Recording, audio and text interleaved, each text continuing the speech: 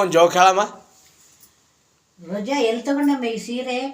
ಎಷ್ಟು ಚೆನ್ನಾಗಿದೆ. ನಮ್ಮ ಫ್ರೆಂಡು ಸೀರೆ ಮಾಡ್ತಾಳೆ ಅತ್ತೆ, ಅವ್ರ ಹತ್ರ ತೊಗೊಂಡಿನಿ. ಎಷ್ಟಮ್ಮ ಈ ಸೀರೆ? 2,000 ರೂಪಾಯಿ. ಹಬ್ಬ ಎಷ್ಟು ಚೆನ್ನಾಗದಲ್ಲಮ್ಮ. ನಾನು 10,000 ರೂಪಾಯಿ ಕೊಡ್ತೀನಿ, ನನಗೆ 5 ಸೀರೆ ತಂದುಕೊಡು. ಸರಿ ಅತ್ತೆ.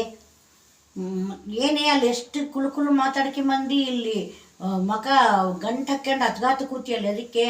ಇಲ್ಲ ರೀ, ನಾನು 5,000 ರೂಪಾಯಿ ಸೀರೆ ತೊಗೊಂಡೀನಿ, ಯಾವ್ರ ಹತ್ರ 2,000 ರೂಪಾಯಿ ಒಂದು ಅಂತ ನಿಮ್ಮಮ್ಮನ ಹತ್ರ ಹೇಳೀನಿ.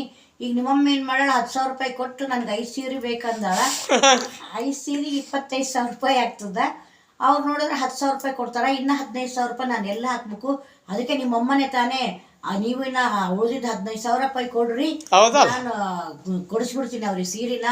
5,000 ರೂಪಾಯಿ ಸೀರೆ ನಾನು ತೊಗೊಂಡಿನಿ ಅಂದ್ರೆ ಹೊಟ್ಟೆ ಕಿಚ್ಪಟ್ಟು ನಾನು ಬೈತಾರ. ಅದಕ್ಕೆ ಇಲ್ಲಿದ್ದರೆ ನಾನು 3,000 ರೂಪಾಯಿ ಸೀರೆನ ಕಮಿಷನ್ ಹೊಡೆದಿನಿ ಅಂತ ಅವ್ರು ತಿಳ್ಕೊತಾರ. ಅವ್ರಿಗೆ ಕೊಡೋ ಅಂದರೆ ಈಗ ನಾನು ಇಬ್ಬಂದಿಗೆ ಸಿಕ್ಕಂಡೀನಿ, ನಾನು ಏನು ಮಾಡ್ಬೇಕೀಗ ಅಂದರೆ, ನೀನು ಏನಾನ ಮಾಡೋ, ನಿನ್ನ ಸುಳ್ಳಿಗೆ ನಾನು ರೊಕ್ಕ ಕೈಲೇ ಕೊಡೋಕ್ಕಾಗೋದಿಲ್ಲ. ಒಂದು ಸಾರಿ ನಿಜ ಹೇಳ್ಬಿಡು. ನಿಜ ಹೇಳೋಕ್ಕಾಗೋದೇ ಇಲ್ಲ ರೀ, ಹಾಗೆ ಮಾಡೀನಿ. 2,000 ರೂಪಾಯಿ ತೊಗೊಂಡು ಸೀರೆ, 5,000 ರೂಪಾಯಿ ತೊಗೊಂಡು ಸೀರೆ 2,000 ರೂಪಾಯಿ ಅಂತ ಹೇಳೀನಿ. ಈಗ ಅವ್ರು 10,000 ರೂಪಾಯಿ ಕೊಟ್ಬಿಟ್ಟಾರ.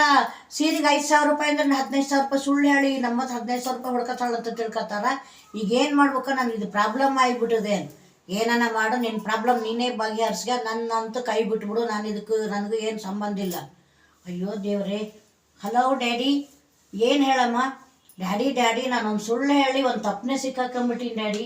ಏನು ಸುಳ್ಳು ಹೇಳಿ ಅಮ್ಮ? ಡ್ಯಾಡಿ, ನಾನು 5,000 ರೂಪಾಯಿ ಸೀರೆ ತೊಗೊಂಡಿನಿ ಅಂದರೆ ನಮ್ಮ ಅತ್ತೆ ಅವರೆಲ್ಲ ಹೊಟ್ಟೆ ಕಿಚ್ಪಡ್ತಾರೆ ಅಂತಂದು 5,000 ರೂಪಾಯಿ ಸೀರೆನ 2,000 ರೂಪಾಯಿ ಅಂತ ಹೇಳ್ಬಿಟ್ಟಿನಿ.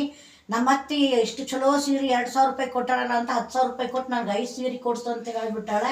ನಾನು ನಮ್ಮ ಫ್ರೆಂಡ್ಸ್ ಹತ್ರ ತೊಗೊಂಡಿನಿ ಅಂತಂದು ಬೇರೆ ಸುಳ್ಳು ಬೇರೆ ಹೇಳಿನಿ.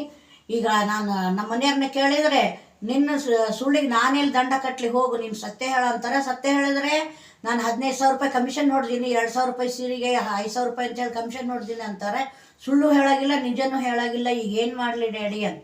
ನಿನ್ನ ಸುಳ್ಳಿಗೆ ನಾನೇ ತೆರಿಗೆ ಕಟ್ತೀನಮ್ಮ. ಇನ್ಮೇಲೆ ಇಂಥ ಸುಳ್ಳು ಹೇಳಿ ನನಗೆ ತೆರಿಗೆ ಕಟ್ಟಾಗಿ ಮಾಡಬೇಡ, ಆಯಿತಾ? ಚೆನ್ನಾಗದ ಜೋಕ್.